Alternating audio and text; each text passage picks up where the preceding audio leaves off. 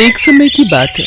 श्रीपुर नाम के एक गांव में रामेश्वर नाम का एक ब्राह्मण अपनी माँ के साथ रहता था। वो दिन रात भगवान शिव की भक्ति किया करता था। शिव नाम का जाप सदैव उसके मुख पर रहता था। ओम नमः शिवाय, ओम नमः शिवाय, ओम नमः शिवाय। रामेश्वर बेटा, आज भी तूने मुझे नहीं उठाया। खुद ही उठकर घर के सारे काम कर लिए, खीर भी भोग लगा दी तूने तो। हाँ मां, मैंने सोचा फटाफट से काम करके खीर बना लेता हूं। शिवजी भी खीर के इंतजार में बैठे होंगे। ये लो, भोग की खीर खाकर बताओ कैसी बनी है। रामेश्वर बेटा, इस खीर को तू बचपन से शिव जी को खिलाता आ रहा है। जब तेरे बापू जिंदा थे तब वो प्रसाद की खीर खिलाते थे और उनके जाने के बाद तूने ये नियम बना लिया। तेरी खीर बहुत ही स्वादिष्ट बनती है बेटे, और मुझे पता है भगवान शिव भी तेरे हाथों की खीर खाने के इंतजार में रहते होंगे। तभी तो मैं सुबह जल्दी उठकर सबसे पहले खीर ही बनाता हूं, ताकि भगवान शिव को भोग लगा सकूं। रामेश्वर का नियम था रोजाना सुबह जल्दी उठकर घर के सारे काम निपटाना और फिर भगवान शिव के भोग के लिए खीर का प्रसाद बनाना। ये कार्य पहले उसके पिता करते थे और पिता के जाने के बाद शिव जी की सेवा और खीर भोग की पूरी जिम्मेदारी रामेश्वर ने उठा ली। रामेश्वर को विश्वास था कि भगवान शिव उसके द्वारा खिलाई गई खीर को रोजाना ही खाते हैं। इसी विश्वास पर वो रोजाना खीर का भोग लगाता था और अपने भक्त के द्वारा भोग लगाई गई खीर को कैलाश पर्वत पर विराजमान भगवान शिव बहुत चाव से खाते थे। स्वामी, क्या बात है, आपको तो आनंद ही आनंद है।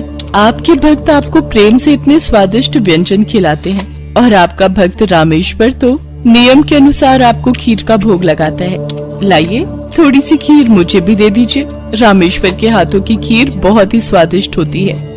हाँ देवी पार्वती, रामेश्वर इतनी स्वादिष्ट खीर का भोग लगाता है कि मन प्रसन्न हो जाता है। तभी नंदी और समस्त शिवगण वहाँ जाते हैं। महादेव, ये लीजिए, हम भांग और धतूरा ले आए हैं। नंदी, अभी तो हम स्वादिष्ट खीर का आनंद ले रहे हैं। ऐसा करो, भांग और धतूरे को वहाँ छोटे पर्वत पर रख दो।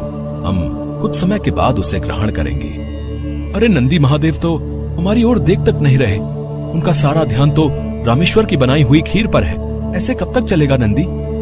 हाँ, मैं भी यही देख रहा हूँ। इतने प्रेम से हम भांग और धतूरा पीस कर लाए और महादेव ने हमें इसे रखने के लिए बोल दिया। अरे नहीं नहीं, ऐसी बात नहीं है। महादेव ने बोला है कि हम उसे वहां रख दें। वो कुछ देर बाद उसे ग्रहण करेंगे। महादेव रोजाना रामेश्वर की भोग लगाई हुई खीर को बहुत चाव से खाते हैं। नंदी, मैं तो कई बार सोचता हूँ कि रामेश्वर की खीर में ऐसा क्या है कि भोलेनाथ सबसे पहले उसकी भोग लगाई खीर को ही खाते हैं और फिर और किसी तरफ उनका ध्यान ही नहीं जाता। तभी तो हम भांग धतूरा लेकर आए और उन्होंने बिना देखे ही इसे रखने के लिए बोल दिया। हाँ, कह तो तुम ठीक रहे हो भैरव। महादेव को भांग धतूरा इतना प्रिय है, पर रामेश्वर की खीर से ज्यादा उन्हें इस समय कुछ भी प्रिय नहीं लग रहा। तो क्या किया जाए नंदी कि महादेव का ध्यान अपने भक्त रामेश्वर से हटकर हमारी ओर आ जाए? एक रास्ता है। नंदी ने सभी गणों के कान में कुछ कहा। उसके पश्चात सभी गण पृथ्वी लोक पर आ गए और सबने ब्राह्मण रूप ले लिया और सब लोग रामेश्वर के पास पहुँचे। रामेश्वर शिव जी को खीर का भोग लगाने के लिए बाजार से सामान खरीद रहा था। ब्राह्मण वेश में नंदी ने रामेश्वर से कहा, रामेश्वर, तुम हमें नहीं जानते, पर हम तुम्हें बहुत अच्छे से जानते हैं। तुम भगवान शिव के भक्त हो और रोजाना उन्हें खीर का भोग लगाते हो। हाँ ब्राह्मण देव, आप तो सब कुछ जानते हैं। हाँ रामेश्वर, हम सब जानते हैं, इसीलिए तो हम तुम्हारे पास आए हैं। हमें पता है कि तुम महादेव के परम भक्त हो, पर तुम्हें पता है महादेव अब रोजाना खीर खाकर ऊब गए हैं। इसलिए अब तुम कुछ दिनों के लिए खीर का भोग रोक दो। तुम एक काम क्यों नहीं करते? तुम महादेव को सप्ताह में एक दिन खीर का भोग लगाया करो, जिससे महादेव को और अधिक स्वाद आएगा। अब महादेव को इतने सारे भक्त पूजते हैं। महादेव भी तो इतने सारे भक्तों के द्वारा दिए भोग को ग्रहण करते हैं। उनका पेट बहुत भर जाता है। अगर तुम उनको सप्ताह में एक दिन खीर का भोग लगाओगे तो उन्हें तुम्हारी खीर का इंतजार रहेगा और वो और अधिक आनंद से खीर खाएंगे। क्यों, हम सही कह रहे हैं ना? ये तो आप ठीक कह रहे हैं ब्राह्मण देव। इस विषय में तो मैंने कभी सोचा ही नहीं। अब मैं एक काम करता हूं, मैं सप्ताह में एक दिन ही भगवान को खीर का भोग लगाया करूंगा, ताकि वो और भी भक्तों का प्रसाद ग्रहण कर सकें और फिर उन्हें मेरी खीर का बेसब्री से इंतजार रहे। भोला भाला रामेश्वर शिवगणों की बातों में आ गया। शिवगण खुशी खुशी कैलाश वापस लौट आए। अब शिव जी रोजाना रामेश्वर की खीर का इंतजार करने लगे कि कब रामेश्वर उन्हें भोग लगाए और कब वो खीर का भोग खाए। पर कुछ दिनों तक रामेश्वर ने खीर का भोग बनाया ही नहीं, तो शिव जी को खीर कहाँ से मिलती। अब सप्ताह में एक दिन रामेश्वर ने खीर का भोग लगा दिया तो शिव जी ने खीर खा ली। फिर उसके बाद कुछ दिन और खीर नहीं मिली तो भगवान शिव सोच में पड़ गए। उन्होंने अपने नेत्र बंद किए और उन्हें सारी सच्चाई पता लग गई और भगवान शिव को गुस्सा आ गया। शिव जी को गुस्से में आया देख सभी गण उनके समक्ष हाथ जोड़कर खड़े हो गए। नंदी, श्रृंगी, वीरभद्र, भैरव, तुम सभी गण जानते भी हो कि तुमने क्या किया है। मेरे भक्त रामेश्वर के द्वारा भोग में अर्पित की गई खीर मुझे कितनी प्रिय है और तुमने उसे खीर का भोग रोजाना लगाने के लिए मना कर दिया। महादेव, हमें क्षमा कर दीजिए, हमसे भूल हो गई। महादेव, जब हम आपको खीर खाता हुआ देखते थे तो हम यही सोचते थे कि आप हमारी ओर ध्यान नहीं दे रहे हैं। अच्छा, तो ये कारण है, पर तुम सब ये नहीं जानते कि मेरा प्रेम अपने सभी भक्तों पर एक समान है। मैं भला तुम्हें कैसे भूल सकता हूँ? तुम तो मेरे हृदय में वास करते हो। तुम सब तो मेरी ही शक्तियों द्वारा उत्पन्न हुए हो। संसार में मेरा प्रत्येक भक्त मुझे एक समान प्रिय है और प्रत्येक भक्त के हृदय में मैं ही विद्यमान हूँ। इसलिए मेरा प्रेम कभी भी कम या ज्यादा नहीं हो सकता। माता पिता के लिए तो उनके सभी बच्चों में प्रेम एक समान होता है, फिर तुम ये भूल कैसे सकते हो? भगवान शिव की बातें सुनकर सभी शिवगण समझ गए कि उन्होंने कितनी बड़ी भूल कर दी। सचमुच महादेव का प्रेम तो अपने सभी भक्तों के लिए एक समान रहता है। इसके बाद सभी शिवगण फिर से एक बार रामेश्वर के पास गए। रामेश्वर, हमें भगवान शिव का संदेशा आया है। वो कह रहे थे कि तुम्हारी खीर इतनी स्वादिष्ट होती है कि वो सप्ताह भर की प्रतीक्षा नहीं कर सकते। सप्ताह में एक दिन भोग से उनका मन ही नहीं भरता। इसलिए उनकी आज्ञा है कि तुम रोजाना ही उन्हें खीर का भोग लगाया करो। आप सच कह रहे हैं ब्राह्मणदेव? भगवान शंकर को मेरे हाथों की बनी खीर इतनी प्रिय है? ठीक है, फिर मैं रोजाना उन्हें खीर का भोग लगाऊंगा। ये सुनकर रामेश्वर बहुत खुश हुआ। अब एक बार फिर रामेश्वर रोजाना खीर बनाकर भगवान शिव को भोग लगाने लगा। अब तो समस्त शिवगण भी भगवान शिव के साथ रामेश्वर द्वारा भोग लगी प्रसाद की खीर का आनंद लेते और खूब भरपेट खीर को खाते। भगवान शिव और देवी पार्वती दोनों सभी गणों को इस प्रकार खीर खाता देख मंद मंद मुस्कुराने लगे। भगवान शिव ने अपने परम भक्त रामेश्वर को सभी सुख सुविधाओं से पूर्ण रखा। उसके जीवन में कभी भी कोई कठिनाई नहीं आई। रामेश्वर का विवाह एक बहुत ही सुशील कन्या के साथ हुआ। उसके घर में 2 बच्चों का जन्म हुआ। अपने परिवार के साथ संपूर्ण जीवन खुशी खुशी व्यतीत करके रामेश्वर अंत में मोक्ष को प्राप्त हुआ।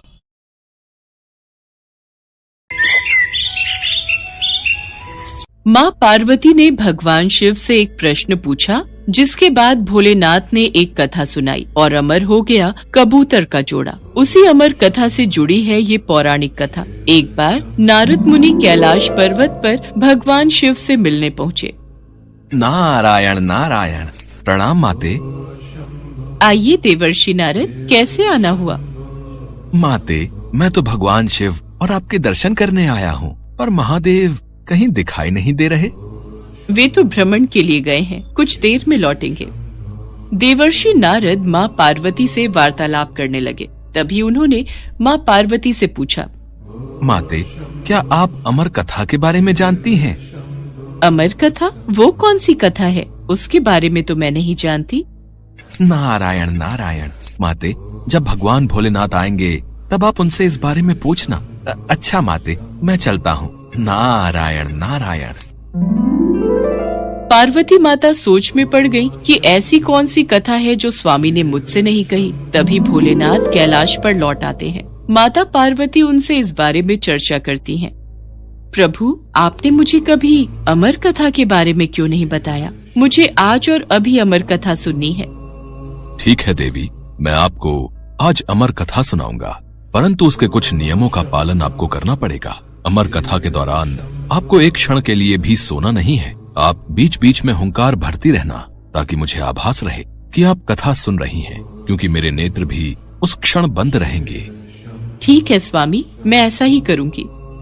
भगवान शंकर ने माता पार्वती से एकांत और गुप्त स्थान पर अमर कथा सुनने को कहा, जिससे कि अमर कथा कोई अन्य जीव न सुन पाए, क्योंकि जो कोई भी इस अमर कथा को सुन लेता है वो अमर हो जाता। इसके पश्चात शिवजी देवी पार्वती को अमर कथा कहने एक गुफा में ले गए। पुराणों में कहा जाता है शिव जी ने देवी पार्वती को अमरनाथ की गुफा में अपनी साधना की अमर कथा सुनाई थी, जिसे हम अमृतत्व कहते हैं। प्रचलित कथा के अनुसार भगवान भोलेनाथ ने अपनी सवारी नंदी को पहलगाम पर छोड़ दिया, जटाओं से चंद्रमा को चंदनवाड़ी में अलग कर दिया और गंगा जी को पंचतरणी में तथा कंठाभूषण सर्पों को शेषनाग पर छोड़ दिया। इस प्रकार इस पड़ाव का नाम शेषनाग पड़ा। अगला पड़ाव गणेश पड़ता है। इस स्थान पर भोलेनाथ ने अपने पुत्र गणेश को भी छोड़ दिया था, जिसको महागुणा का पर्वत भी कहा जाता है। पिस्सू घाटी में पिस्सू नामक कीड़े को भी त्याग दिया। इस प्रकार महादेव ने जीवनदायिनी पांचों तत्वों को भी अपने से अलग कर दिया।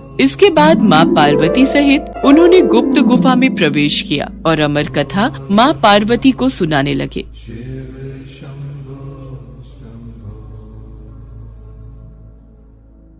पर कथा सुनते सुनते देवी पार्वती को नींद आ गई और वो सो गईं, जिसका शिव जी को पता नहीं चला। भगवान शिव अमर होने की कथा सुनाते रहे। उस समय 2 सफेद कबूतर शिव जी से कथा सुन रहे थे और बीच बीच में गूं गूं की आवाज निकाल रहे थे। शिव जी को लगा कि माता पार्वती कथा सुन रही हैं और बीच बीच में हुंकार भर रही हैं। इस तरह दोनों कबूतरों ने अमर होने की पूरी कथा सुन ली थी।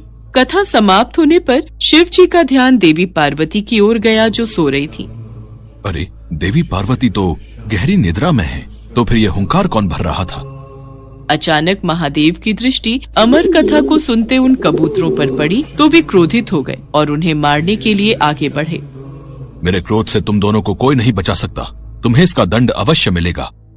हे प्रभु, हमें क्षमा कीजिए। हमने अनजाने में ही भूल की और हमने आपसे अमर होने की कथा सुनी है। यदि आप हमें मार देंगे तो अमर होने की ये कथा झूठी हो जाएगी।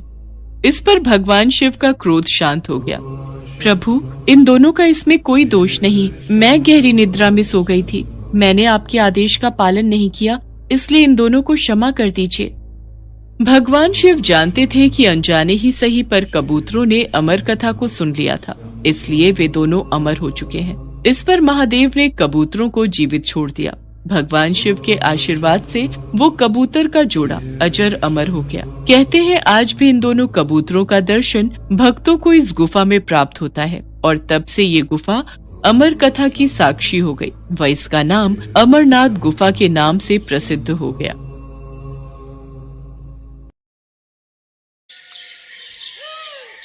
पृथ्वी की रक्षा और जन कल्याण के हित के लिए अनेकों बार भगवान विष्णु की भांति भगवान शिव ने भी अवतार लिया है।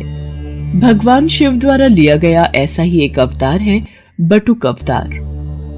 बटुक का अर्थ होता है छोटा बच्चा। पौराणिक कथा के अनुसार एक बार मां पार्वती की पुत्री अशोक सुंदरी ने हुंड नामक दैत्य को अपनी बाल्यावस्था में एक श्राप दिया था कि उसकी मृत्यु अशोक सुंदरी के होने वाले पति नहुष के हाथों ही होगी। इसलिए बाल्यावस्था में ही हुंड ने नहुष का वध करने की योजना बनाई। मैं अशोक सुंदरी के श्राप को सिद्ध होने से पहले ही नष्ट कर दूंगा। मैं बाल्यावस्था में ही नहुष और अशोक सुंदरी का वध कर दूंगा। मुझे ये बात माताश्री को बतानी होगी। माताश्री, माताश्री, आप कहाँ हो? मेरा हृदय व्याकुल हो रहा है। क्या हुआ अशोक सुंदरी? आप इतनी घबराई हुई क्यों हो पुत्री? माताश्री, हुंड राक्षस नहुष को मारने के लिए निकल चुका है। वो नहुष का वध करने वाला है। उसको रोक लीजिए माताश्री, नहीं तो अनर्थ हो जाएगा। हुंड राक्षस की इतनी हिम्मत कि वो नहुष की हत्या करने का साहस कर बैठा। आज हुंड दैत्य को मेरे हाथों से कोई नहीं बचा सकता। देवता, ऋषि, मुनि सब हुंड के प्रकोप से तंग आ चुके हैं।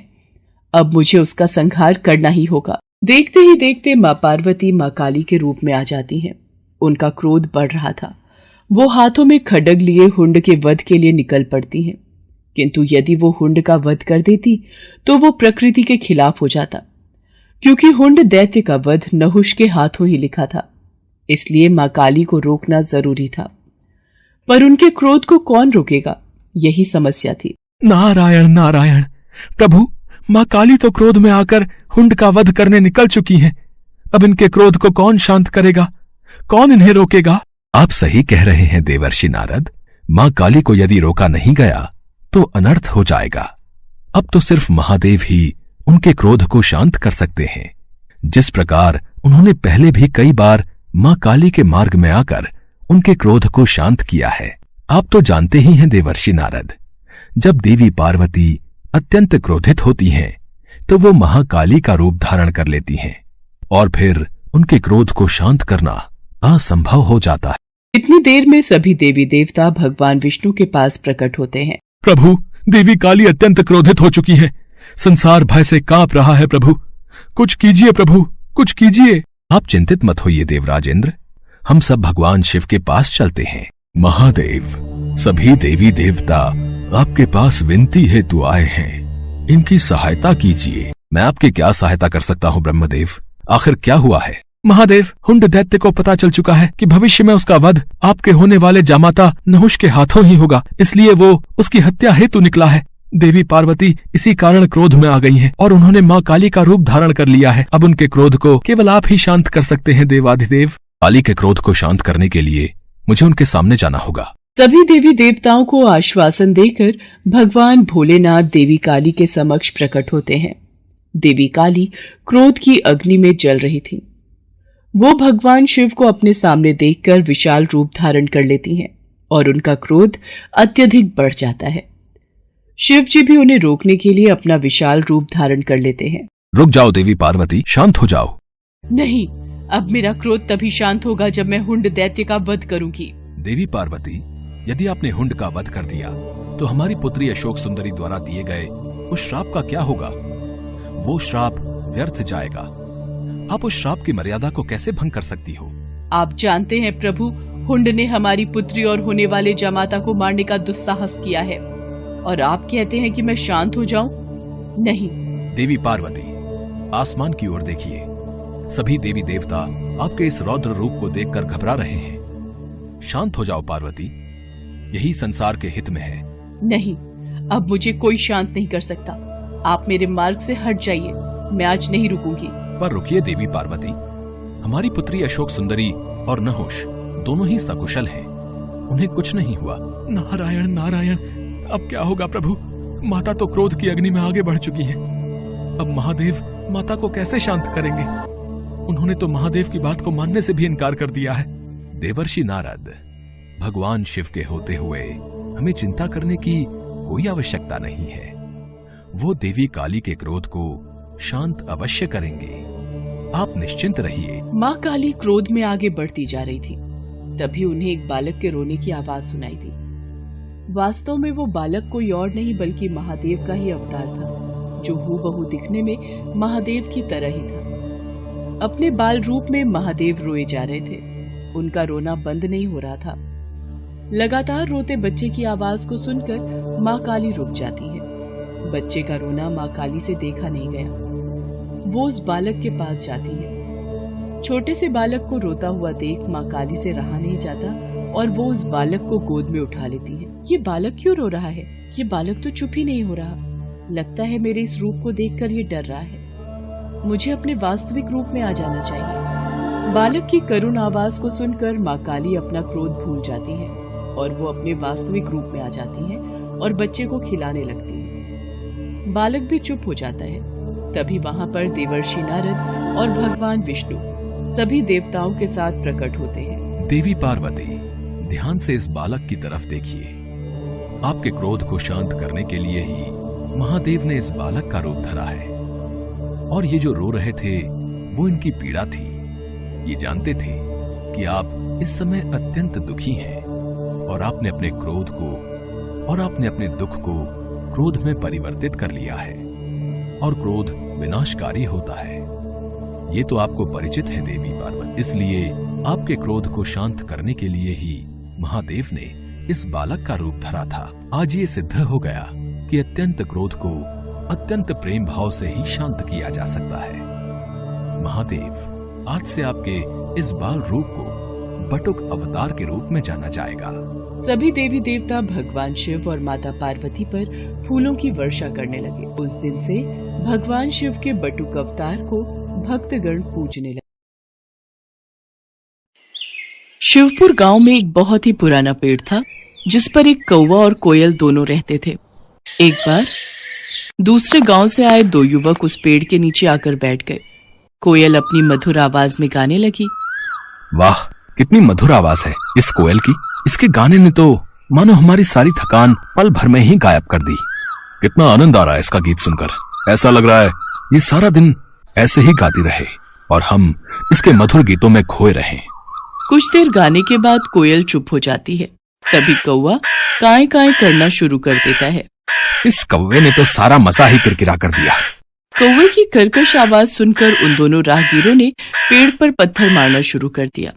कौवा डर कर वहां से भाग गया। कुछ देर बाद जब वो दोनों वहां से चले गए तब कौवा आकर उस पेड़ पर वापस बैठ गया।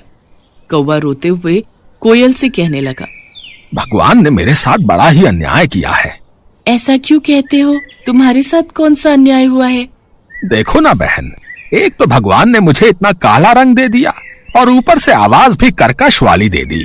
जहां भी बैठकर कुछ बोलना चाहूं तो लोग आवाज सुनकर पत्थर मारने लगते हैं। और एक तुम हो, भले ही तुम्हारा रंग काला हो लेकिन बोली इतनी मीठी है कि तुम्हें सभी सुनना चाहते हैं। तुम्हें कोई नहीं भगाता। यही तो विधाता का खेल है मेरे भाई। वो जिसे जैसा बनाता है उसे वैसे ही स्वीकार करना पड़ता है। तुम मुझे कोई ऐसा उपाय बताओ जिससे कि मेरी भी तुम्हारी तरह मधुर आवाज हो जाए। ये तो कोई नहीं कर सकता कि तुम्हें कोयल बना दे, सिवाय उस शिवजी भगवान के विधि विधान को बदलने की क्षमता तो केवल शिवजी के ही पास है। एक वही है जो ब्रह्मा जी के लेख में परिवर्तन कर सकते हैं। अगर तुम कैलाश जाकर शिवजी से प्रार्थना करो तो वो तुम्हारी सहायता जरूर करेंगे। कौवा वहां से उड़कर 2 दिन का सफर तय करके कैलाश शिवजी के पास पहुंच जाता है। प्रणाम प्रभु। कागराज, आज कैलाश किस कारणवश आना हुआ? इसके बाद कौवे ने अपनी सारी व्यथा शिवजी को सुना दी। उसकी कहानी सुनने के बाद शिवजी बोले, हे कागराज, तुम इतने दुखी ना हो। तुम जैसा चाहते हो मैं तुम्हें वैसा बना दूंगा, किंतु मैं चाहता हूँ कि कोयल बनने से पहले तुम एक बार कोयल से जाकर पूछ लो कि वो कितनी सुखी है। शिवजी की बात सुनकर कौवा कोयल के पास जा पहुंचा और उसको अपनी और शिवजी के बीच हुई सारी बात बता दी। फिर कोयल उससे कहने लगी, भैया, मेरी आवाज भले ही मीठी है पर रंग काला है। अंधेरे में मैं दिखाई नहीं देती। मुझसे अच्छी जिंदगी तो हंस की है जो कितना सफेद है। सभी देखना चाहते हैं उसे। सारा दिन सरोवर में रहता है, कितना सुंदर लगता है। हर कोई उसे देखना चाहता है। कोयल की बातें सुनकर कौवे का मन बदल गया और वो फिर शिवजी के पास पहुंचा। प्रभु, अब मुझे कोयल नहीं बनना। वो तो अपनी जिंदगी से खुश नहीं है, किंतु हंस जरूर अपनी जिंदगी से खुश होगा। ठीक है, मैं तुम्हें जरूर हंस बना दूंगा, पर एक बार जाकर तुम हंस से पूछ कर आओ कि वो कहीं अपनी जिंदगी से दुखी तो नहीं है। कौवा एक बार फिर उड़कर हंस के पास पहुंचा। भाई, मैं तुमसे कुछ पूछना चाहता हूँ।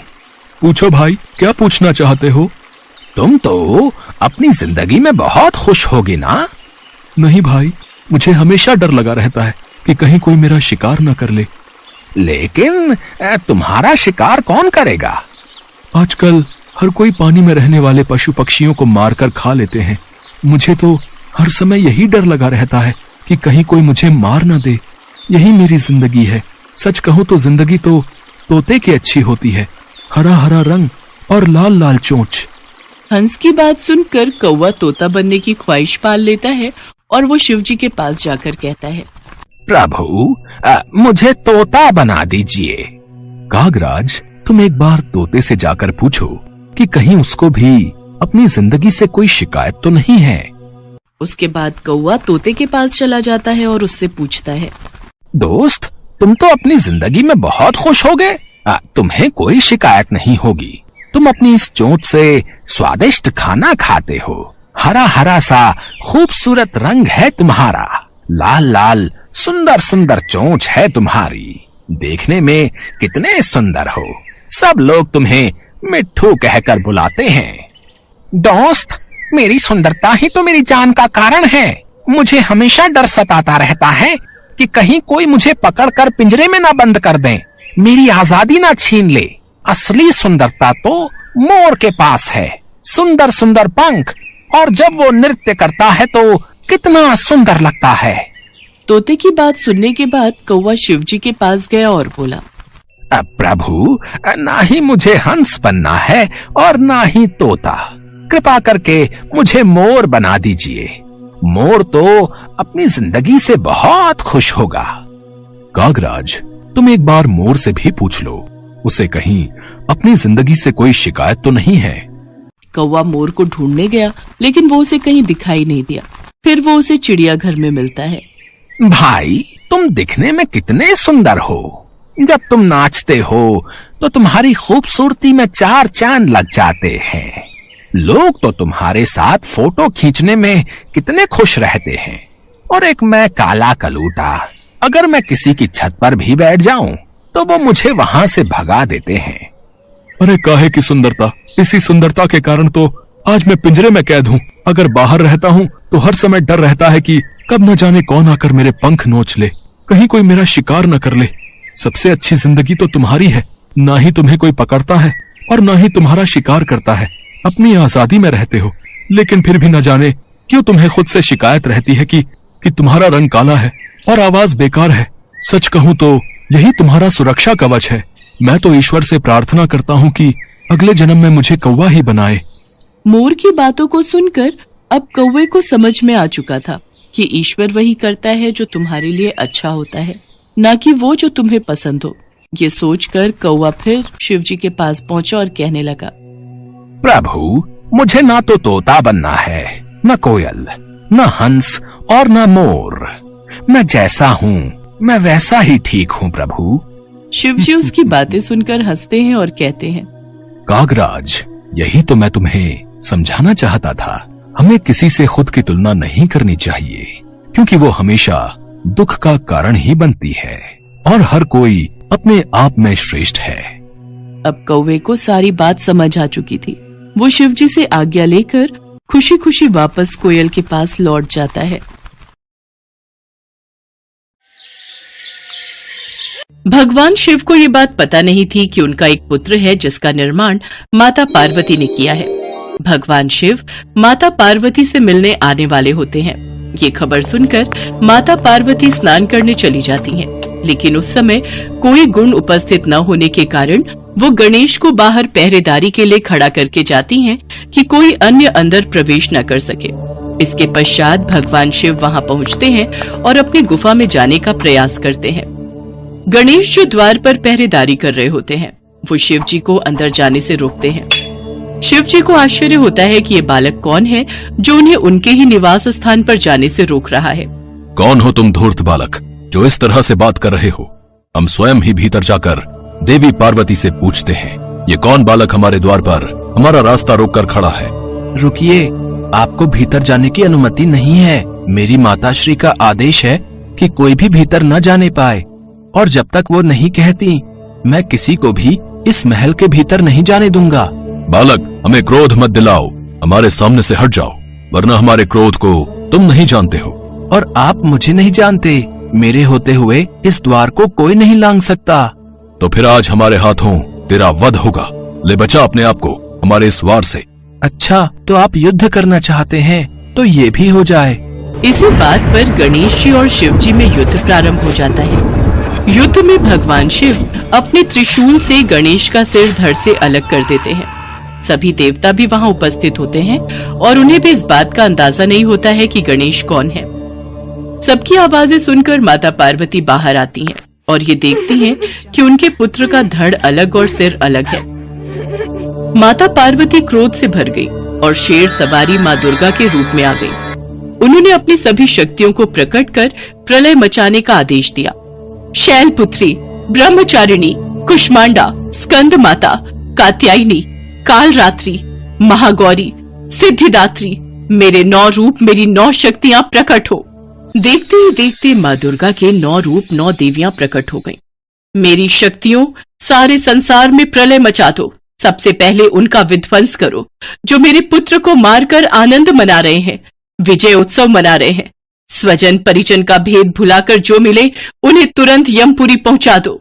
जो आज्ञा मातेश्वरी। सभी देवी शक्तियां संपूर्ण कैलाश सहित पूरे ब्रह्मांड में विध्वंस करने लगी। संपूर्ण ब्रह्मांड में कोलाहल मच गया। सभी ऋषिगण और देवतागण माता से प्रार्थना करने लगे।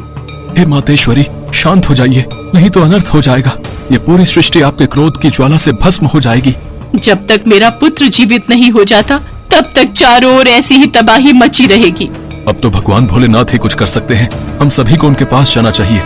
सभी देवतागण और ऋषिगण भगवान भोलेनाथ के पास जाते हैं। हे महादेव, माँ पार्वती का क्रोध बढ़ता ही जा रहा है। उनकी 9 शक्तियाँ पूरे ब्रह्मांड का विध्वंस कर देंगी। कुछ कीजिए प्रभु, उनका क्रोध शांत करने के लिए कुछ कीजिए।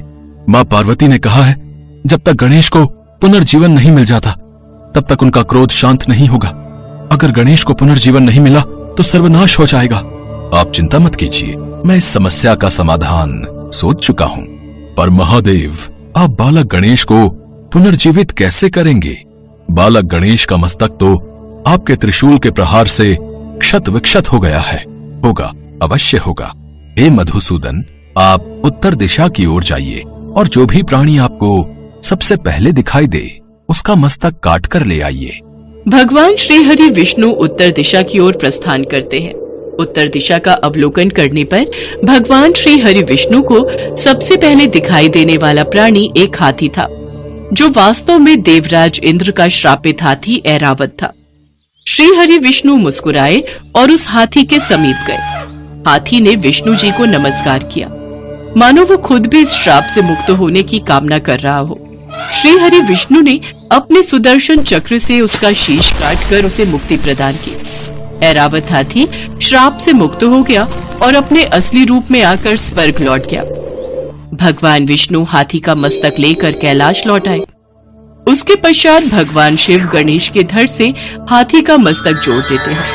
भगवान गणेश जीवित हो जाते हैं और माता पार्वती का क्रोध शांत हो जाता है। सभी देवी देवता भगवान गणेश को अपना अपना आशीर्वाद देते हैं। पुत्र गणेश, मैं तुम्हें वरदान देती हूँ कि संसार में अब से तुम प्रथम पूजनीय कहलाओगे। कोई भी मंगल कार्य शुरू करने के लिए प्रथम पूजा तुम्हारी होगी। श्री गणेश के प्रथम पूजन के बिना कोई भी मंगल कार्य, पूजा पाठ, जप तप, व्रत, धर्म आदि का फल प्राप्त नहीं होगा। आज से गणेश को सभी का अध्यक्ष घोषित किया जाता है। प्रथम पूज्य होने के कारण आज से तुम मेरे सभी गणों के भी अध्यक्ष बनोगे। मेरा आशीर्वाद है, संसार में कोई भी तुम्हारा सामना नहीं कर सकेगा। और फिर सभी देवी देवता बालक गणेश को अपना अपना आशीर्वाद देते हैं। बालक गणेश सभी देवी देवताओं को नमन करते हैं। भगवान भोलेनाथ और माँ पार्वती बालक गणेश को अपने हृदय से लगा लेते हैं। उस दिन से गौरी पुत्र गणेश प्रथम पूजनीय हो गए। संसार में कोई भी शुभ कार्य करने से पहले भगवान गणेश की पूजा होती है। उसके पश्चात ही कोई मंगल कार्य की शुरुआत होती है।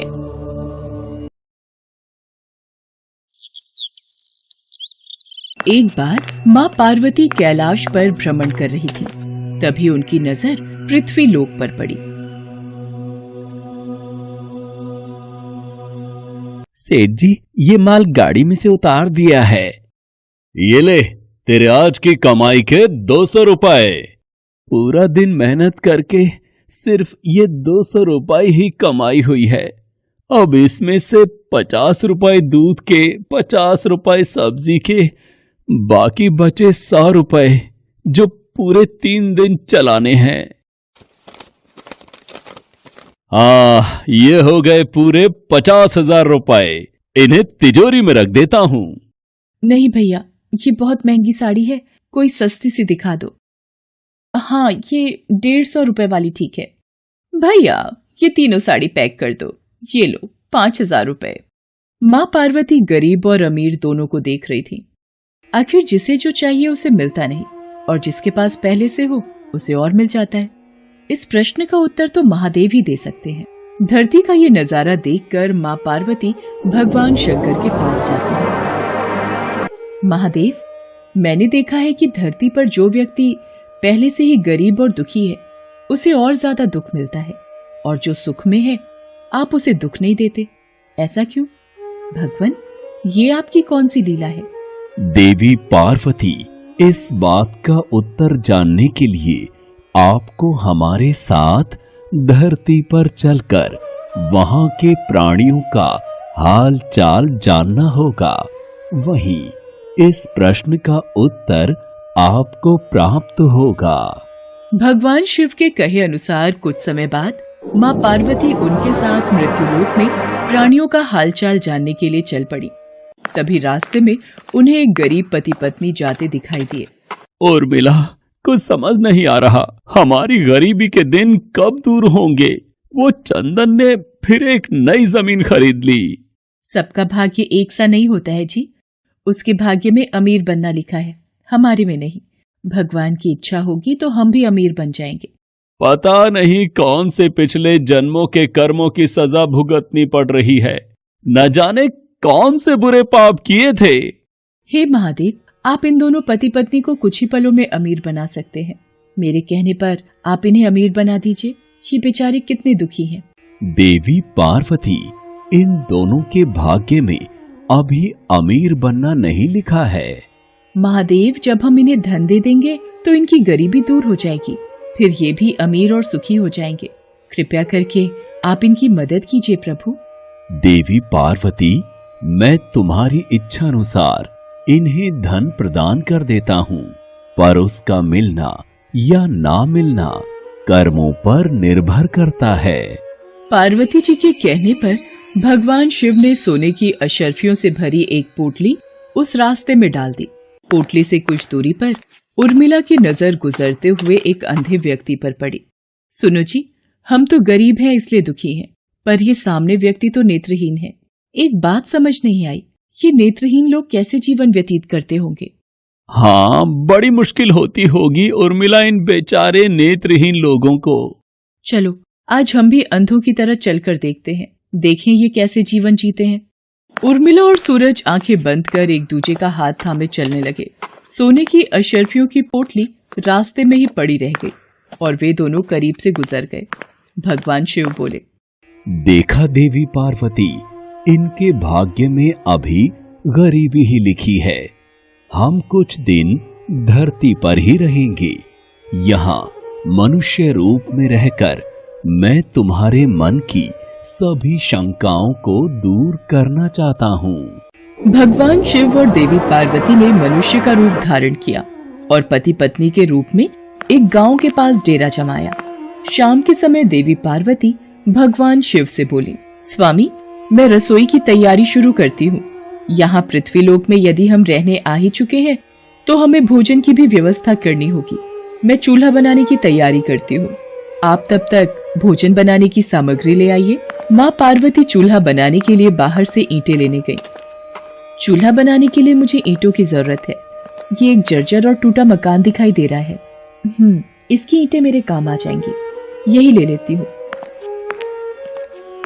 चूल्हा तो तैयार कर लिया, महादेव आते ही होंगे। अरे आप आ गए, ये देखिए मैंने चूल्हा तैयार कर लिया। पर आप खाली हाथ क्यों लौट आए स्वामी? भोजन कैसे बनेगा? देवी पार्वती, अब सामग्री की कोई आवश्यकता नहीं है, क्योंकि जिस प्रश्न का उत्तर ढूंढने के लिए आप आई थी वो आपको स्वयं मिल गया। मैं कुछ समझी नहीं स्वामी, मेरे प्रश्न का उत्तर मेरे समक्ष ही है। हाँ देवी पार्वती, आप यही जानना चाहती है ना कि इस पृथ्वी पर क्यों गरीब लोग ज्यादा परेशान होते रहते हैं। अच्छा ये बताइए, आप इस चूल्हे को बनाने के लिए ईंटें कहाँ से लेकर आई हो? प्रभु, इस गांव में बहुत से ऐसे घर भी हैं जिनका रखरखाव सही ढंग से नहीं हो रहा है। उन पुराने घरों की जर्जर हो चुकी दीवारों में से मैं ईंटें निकाल कर ले आई। इसका मतलब जो घर पहले से खराब थे आपने उन्हें और खराब कर दिया, जबकि आप मजबूत घरों की दीवारों से भी तो ईंटें ला सकती थी। प्रभु, जो घर अच्छे और सुंदर दिख रहे थे उस घर के लोगों ने अपने घरों का रखरखाव बहुत अच्छी तरह किया है। ऐसे में उन सुंदर घरों को बिगाड़ना मुझे उचित नहीं लगा। देवी पार्वती, कुछ दिन पहले पूछे आपके प्रश्न का उत्तर भी यही है। जिन लोगों ने अपने जीवन को अच्छे कर्मों से सुंदर बना रखा है, उन्हें दुख कैसे हो सकता है? इस संसार में हर मनुष्य अपने कर्मों का ही फल पाता है। सबके पास सब कुछ नहीं होता। मनुष्य के पिछले जन्मों का कर्म उसे इस जन्म में भुगतना ही पड़ता है, और यदि वो अपने इस जन्म और आने वाले अन्य जन्मों को सुखी बनाना चाहता है तो हमें सदैव ही पुण्य कार्य करते रहना चाहिए, ताकि हमारे कर्म उसमें जुड़ते रहें। आपको ज्ञात है वो मार्ग में उस दिन एक नेत्रहीन व्यक्ति। हाँ स्वामी, मुझे ज्ञात है। वो देखिए देवी पार्वती, उसके पास धन दौलत ऐशो आराम की कोई कमी नहीं है, परंतु उसकी आंखों का इलाज नामुमकिन है। ये उसके पिछले जन्म के कर्मों से जुड़ा है। उसने पिछले जन्म में जानबूझकर किसी निर्दोष की आंखों की रोशनी छीन ली थी, इसलिए ये इस जन्म में नेत्रहीन हो गया। पर इसके कुछ पुण्य कार्यों की वजह से ये अमीर बना। और वो गरीब पति पत्नी स्वामी? देवी, वो दोनों पिछले जन्म में एक कंजूस अमीर सेठ सेठानी थे, जो कभी भी कोई दान पुण्य नहीं करते थे। इसलिए इस जन्म में उन्हें गरीबी और दुख मिला। पर इन दोनों के अच्छे कर्म इनका आगे का जीवन सुखी बना सकते हैं। इस पृथ्वी पर कोई भी मनुष्य पूरी तरह से सुखी नहीं है देवी। हर मनुष्य के पास कोई न कोई दुख और समस्या है। मुझे उत्तर मिल गया है स्वामी। इस पृथ्वी पर सुखपूर्वक जीवन यापन करने के लिए मनुष्य को अपने द्वारा अच्छे कर्म करने चाहिए, ताकि उसे उसके पिछले बुरे कर्मों का फल न भुगतना पड़े, और फिर अपने प्रश्नों का उत्तर पाकर देवी पार्वती भगवान शंकर के साथ अपने रूप में आकर कैलाश वापस लौट गईं।